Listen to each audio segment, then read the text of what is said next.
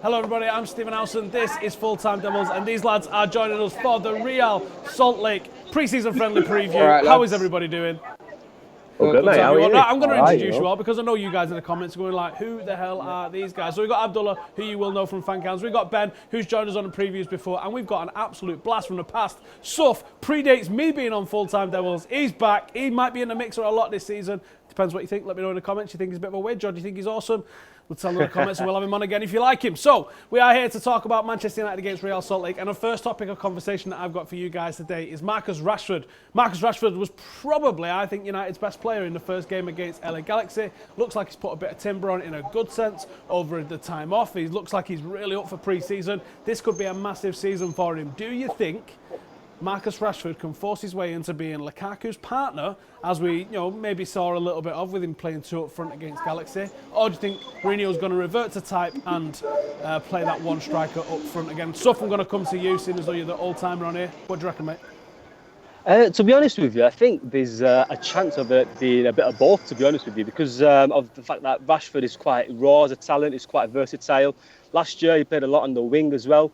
We can see that he's quite clinically in front of goal. So I think the versatility in the forward line just gives Mourinho options to just mix it about.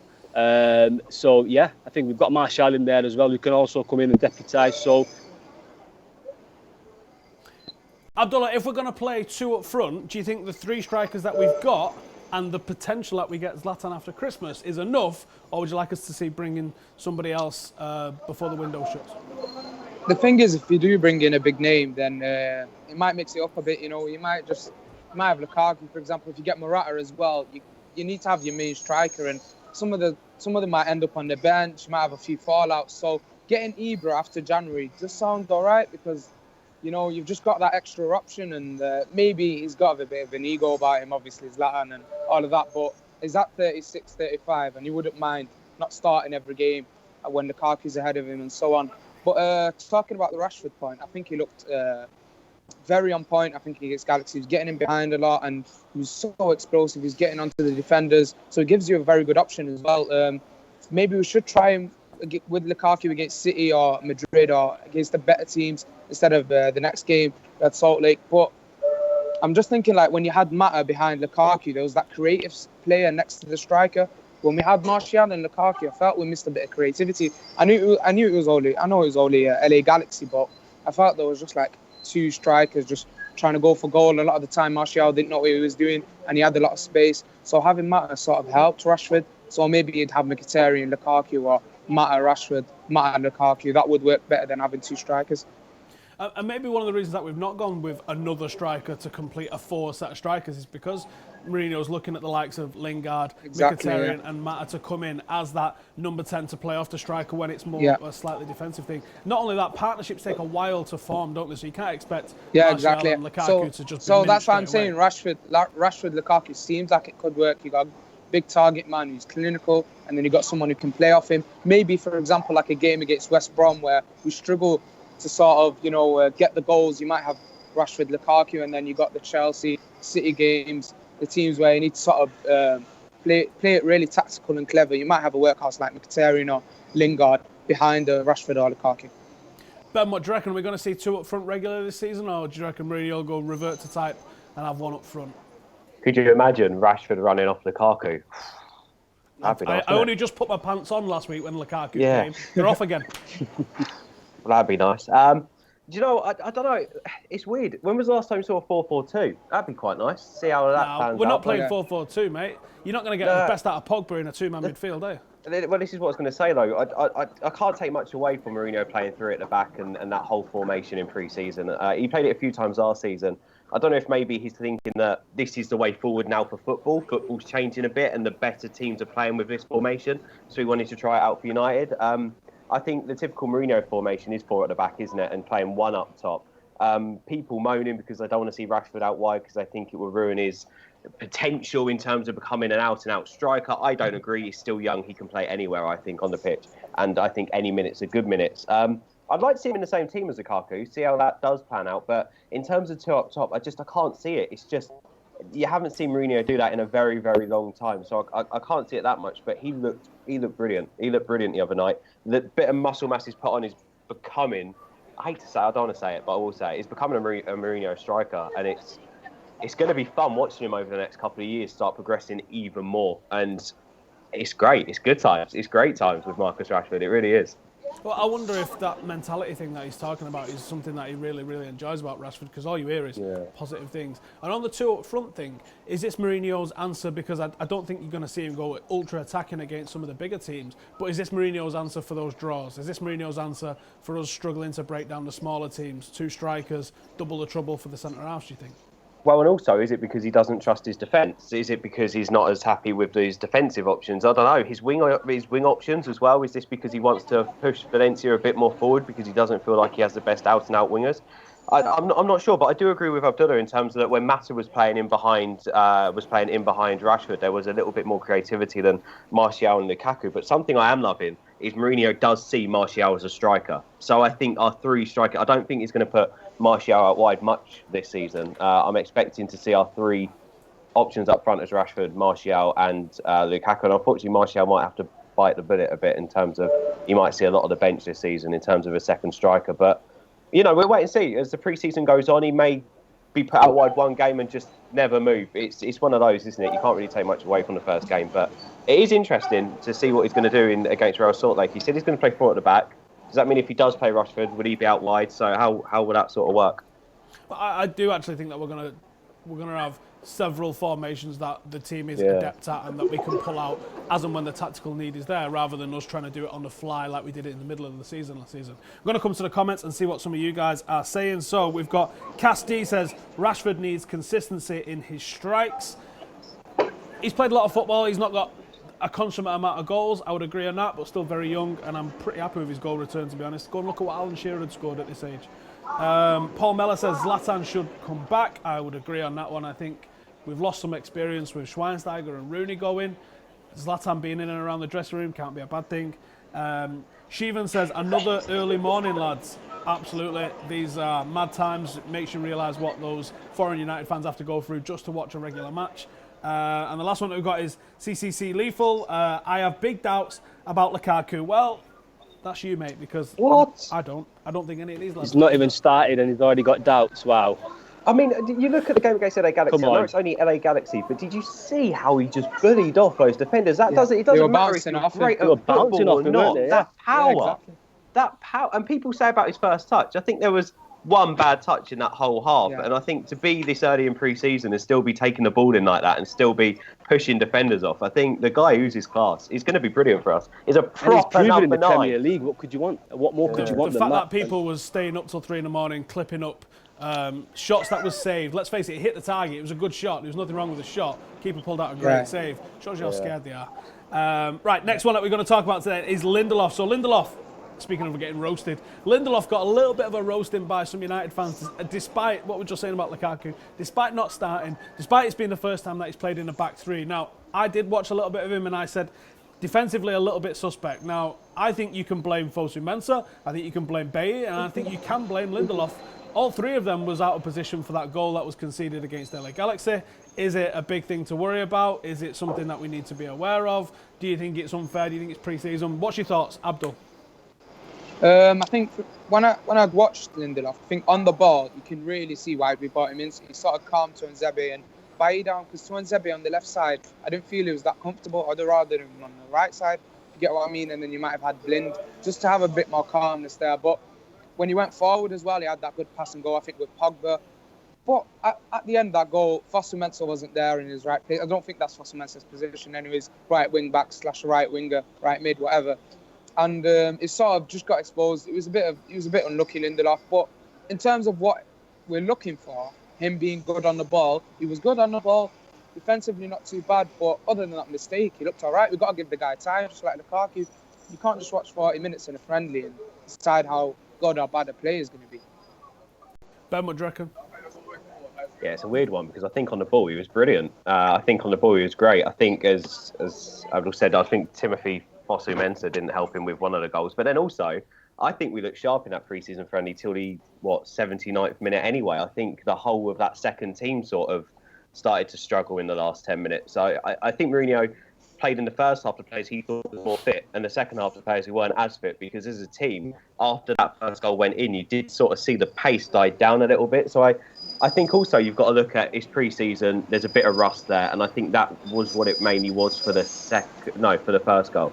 A little bit of rust. He just got done, didn't he? And he just flew past him. I think that's all it is. You can't take much away from that. And as you said, it's mainly opposition fans anyway. They want to bite on anything. United have spent money. Of course, they're going to claim that they're flops. I also, in his defence as well, I also think that Bay got dragged out of position and rushed ahead, and he had to come across and cover quickly, and I think that led to him getting turned. Soph, what's your thoughts? I think, to be honest with you, when people always criticise, when I seen the criticism for Lindelof, it just reminded me of Vidic's first game against City, and how how much of a shocker he had. Look where he ended up being one of the best defenders to have played for United. So I think, take it with a pinch of salt. I think he's just settling into a new team, to a new club.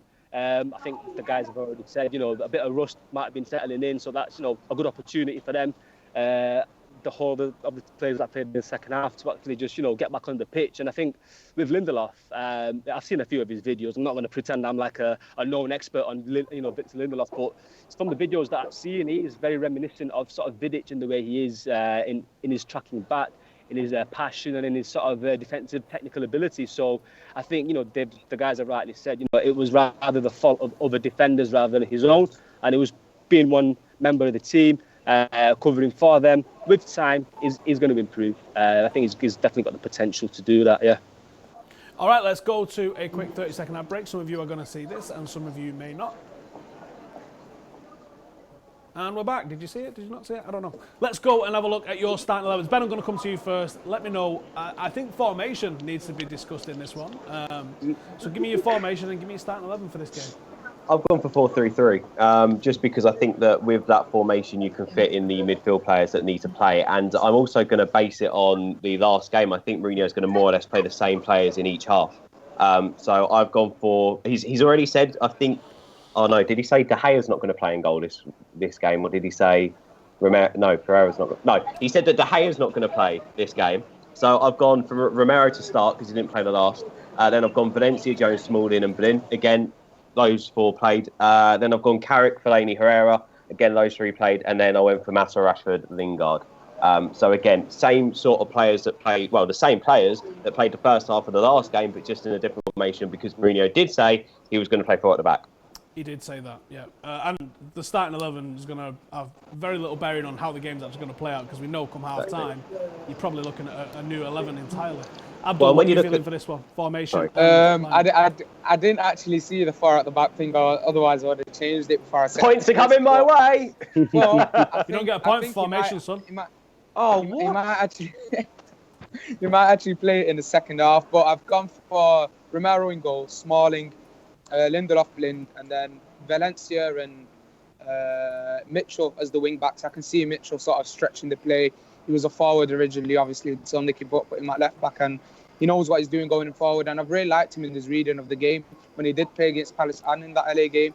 And then I've gone for Herrera, and Pogba in midfield. I think he sort of gave Herrera a chance in that deeper role, and he did really well. He was out-strengthening the midfielders. He was clever with his play. He was reading the game really well, and we might see more of Herrera in that three midfield. I could see those three midfielders working. And then for the two forwards, I've gone Rashford and Lukaku. Like I said, he might try those two forwards, and it might work better than Martial. He's going to mix it up, maybe Rashford, Martial, Lukaku, Rashford. Just mix it up a bit and see which one works better, or obviously a creative play. But for this game, I think he'll go for Rashford, Lukaku together. He did kind of mention Rashford and Lukaku together and sort of was thinking out loud of, I wonder how that would do together in one of the press conferences. So, yeah, I think that's not a bad shout if we do see two up front. Suf, what do you reckon for your starting 11 and formation? I've gone for a bit of a mixture, to be honest with you. I think 4-3-3 is definitely going to be something that Mourinho look at. I can see him playing that, I think, as Ben mentioned earlier, throughout the season. I've gone for Romero in net. He's signed a new contract yesterday, dedicated his future to the club. Why not give him a little run around? I've gone for a back four of Valencia, Smalling, Lindelof, and either Blind or Shaw. In the left back, probably Luke Shaw. Do you reckon? Yeah. Okay. And in the midfield, I've gone for Carrick, Herrera, and Pogba, with Carrick just sitting deep. Mkhitaryan on the right, Lukaku strike, and either Marshall or Rashford on the left. So just to sort of mix it about, give them guys a run around. And I think, contrary to what Ben was saying, I think some of the players that did play in the second half maybe deserve a little starting. I think Lukaku definitely, and definitely Lindelof as well. Just give them a run around and see how they do. I think what's worth mentioning in pre-season is that obviously doesn't happen in the regular season, is that the players will train the day of a game. So the players will be put through their paces, and that's why you often see them only playing half a game, because they don't need to do a full conditioning, because they've already done their conditioning in the morning. And that's why sometimes performances can be great and awful in a pre-season, because the fitness levels are all over the show. Right, opposition time. Does anyone know anything about Real Salt Lake? Who? Abdul, you're shaking your head, so I'm going to come to you first. What do you know about Real Salt Lake? Don't have a clue. First time I've heard about them. We might have played them pre-season before, but honestly don't have a clue. I tried to find it and I couldn't find that we'd played them before, but friendlies aren't really listed that much, are they? Yeah. Ben, anything? I just Googled them. Their last game was against LA Galaxy, funnily enough, and they won 6-2. There we go. Yeah. They've got an MLS game on Thursday, so I don't think we're going to see a strong team from them. I was going to say the next game's coming up on Thursday, so it could be a bit like LA Galaxy. They start with a bit of a younger team or a bit of a second team and then start bringing experienced players on in the second half. Again, as Mourinho said at the end of the game, which I found quite interesting, he thanked the LA Galaxy manager for a good training session. So I don't know if there might have been some discussions first with the LA Galaxy team, because as you said, training in the morning, this is basically just a second training session for the lads. So I don't know if maybe this is why these two games are so close together as well, that they've been in contact with the clubs and gone, look, can we sort of do this and do that? And then we move on to the Champions Cup or whatever it is with the better sides. And obviously we're not going to negotiate with Man City to put their second team out, are we? So it's sort of, it might be one of those again. So it could, again, be a high scoring game. But about the club, I know nothing at all. I don't think they've even had any good players really, have they? They've not. Their star man at the moment is someone who couldn't make it at City and ended up on loan at Oldham before going to the MLS. So yes, that's what we're kind of looking at the moment. Rosnak, something like that it's called anyway. Suf, what do you know? And what's your thoughts on the standard that we're playing here in the MLS? Because as Ben just mentioned there, I think that we're using these to break ourselves in a little bit, and we'll probably be going a little bit harder against the likes of City, Madrid and Barcelona. Yeah, I think, well, firstly, I've not really heard of Real Salt Lake before. I did a little Wikipedia check before I came on. Couldn't find any star players or anyone who sort of moved to them for a bit of a payday and that. But yeah, I think in terms of our pre-season and sort of breaking ourselves in against these kinds of teams, it's probably better than doing it back here. You know, the likes of Liverpool playing against Tranmere or whoever they played the other day and did a little pitch invasion. I think for the commercial giants that United are, and from the marketing perspective, I think it makes sense to sort of go abroad and play against these lower league teams. Which, the MLS standard is probably akin to like League 2 or maybe League 1, and it's a good opportunity for the players to just sort of get their sort of feet wet really before they play the big boys in the ICC or whatever it's called. But I think the MLS in general is good as a franchise, as a brand. Some of the big name players that have moved there in the past have, I think, helped to bring a lot more education to the American masses about the game of soccer or football as we call it here. So yeah, I think in general it's good for them and it's good for us commercially. And let's hope we can show some solid performances against the big boys that we're going to be playing in the over the next few days. Yeah. Exactly. Right, Stuff, I'm going to stay with you. What score are you predicting for this game? It's going to be a high scoring one. Let's just say 5-2 again. Beautiful. Ben, score do you reckon? Let's just go. I want to see us keep clean sheets, so for the sake of it, I'm going to say that we're going to concede one. So let's go 4-1. Abdullah? I'm going 5-1. I think I'll go 4-0, and I'm going to say Lukaku's going to blow the back of the net open with a goal, and everyone's going to massively overreact. Anyway, what do you guys reckon? Get your comments in below. What about players that you would like to see? Would you like to see Fosu Mensah played centrally instead of on the right? Do you want to see a bit more of Pereira, Lukaku and Rashford up front? All of those things, get them in the comments. Let us know what you think. Subscribe if you're brand new over here. Give these guys a follow on Twitter, and thank you for watching. Big fat thumbs up, and we'll see you later.